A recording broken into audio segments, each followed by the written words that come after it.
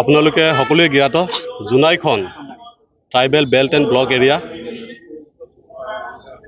আজি অতি গুৰুত্বপূৰ্ণ বিষয় এইটো হ'ল জোনাইত যেন ট্ৰাইবেল বেল্ট এণ্ড ব্লক, কিন্তু ইয়াত কেনেকৈ 270 বিঘা ভূমি মিয়াৰ দখলত থাকিব পাৰিলে। ইয়াৰে ভিতৰত আমি দেখা পাইছোঁ ৭৪.৫ বিঘা ভূমি চৰকাৰী সিহঁতৰ নিজৰ নামত নাম জাৰি কৰা দেখা পাইছোঁ, আৰু 140 বিঘা ভূমি ৰেলৱেৰ নামত, আৰু ৰেলৱে ষ্টেচনৰ ভূমিত সিহঁতে নিজৰ বাসস্থান সাজি আজি তালিবানীৰ দৰে এটা পৰিৱেশ সৃষ্টি কৰা আমি দেখা পাইছোঁ। আৰু ইয়াৰ উপৰিও অন্য বনভূমি এলেকাটো মিয়াই দখল কৰি ৰাখিছে।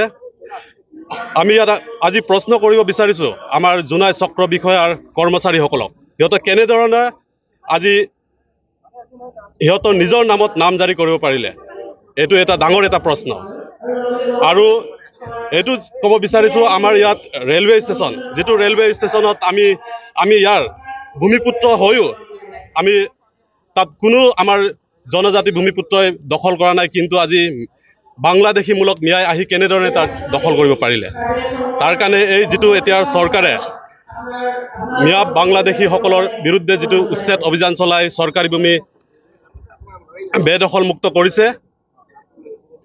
আৰু এই সুযোগতে আমাৰ জোনাইখন Murkong Selek tribal belt and block এৰিয়াৰ ভিতৰত যিসকল মিয়া বাংলাদেশী আছে সিহঁতক অতি সোনকালে অতি শীঘ্ৰে ইয়াৰ পৰা উচ্ছেদ কৰিবৰ কাৰণে মাননীয় মুখ্যমন্ত্ৰী ডক্টৰ হিমন্ত বিশ্ব শৰ্মাক আমি অনুৰোধ জনাইছোঁ।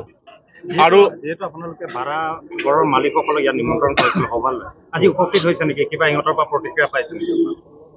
আমি এতিয়ালৈ একো প্ৰতিক্ৰিয়া পোৱা নাই, কিন্তু আমি এটা কথা ইয়াৰ ভাড়াতীয়াৰ মালিকসকলক ক'ব বিচাৰিছোঁ, আমি এই জোনাইখনত সিহঁতৰ ভূমি হ'লে ইয়াক জামাই বস্তি আমি ইয়াত বনাব দিব নোৱাৰোঁ।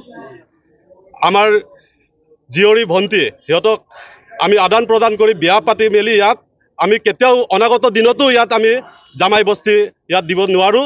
তাৰ কাৰণে ইয়াৰ ভাড়াতীয়া যিসকল ভাড়া দি ৰাখিছে সিহঁতকো আমি অনুৰোধ জনাইছোঁ, আৰু আজি যোৱা 20 দিনৰ আগতে আমি অনুৰোধ জনাইছিলোঁ, কিন্তু এতিয়া আমি অনুৰোধ নহয়, ইয়াৰ পৰা সকিয়নি দিছোঁ, অতি সোনকালে ইহঁতক ইয়াৰ পৰা তালি টোপোলা বান্ধি এৰি দিয়ক, অন্যথা চৰকাৰে যদি ইয়াৰ পদক্ষেপ গ্ৰহণ নকৰে আমি ইয়াৰ জনসাধাৰণ আৰু ইয়াৰ যুৱচাম হিচাপে লগতে ইয়াত থকা সকলো ছাত্ৰ সংগঠন একগোট হৈ আমি সিহঁতক ইয়াৰ পৰা নিজ হাতেৰে উচ্ছেদ কৰিবলৈ আমি বাধ্য হ'ম। আপোনালোকে যিটো মাটিৰ সংখ্যা দাঙি ধৰিলে, ইমানখিনি মাটি দখল কৰিছে, সেই নিৰ্দিষ্ট স্থানবোৰ আপোনালোকে নামবোৰ ক'ব পাৰিব নেকি? হয়, ইয়াত যিসকল নাম জাৰি কৰিছে এইসকল জোনাইৰ ভিন্ন ঠাইত, প্ৰায়ভাগ ইয়াত Murkong Selek tribal belt and ব্লকৰ ভিতৰত ইয়াত